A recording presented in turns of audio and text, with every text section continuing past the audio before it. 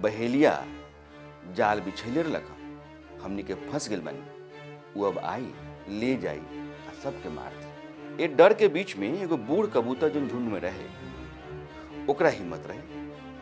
वो बार बार सबसे कहत रहे कि देखो डेरा मत, हिम्मत से काम कर, उड़े के कोशिश करा, हमनी के बच जान सा।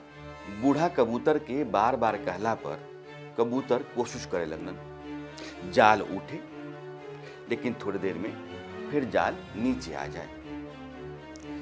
बूढ़ा कबूतर कहला कि ना, एंग ना हुई। उतन बुद्धिमान रहे, ओकरा पता रहे कि एकता में शक्ति बहुत बा।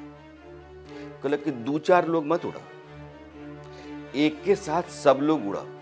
एक साथ सब लोग उड़ी तो जाल लेकर के हमनी के उठ जान सन, फिर चलल जाई। बात बाकी कबूतर के समझ में आ गई।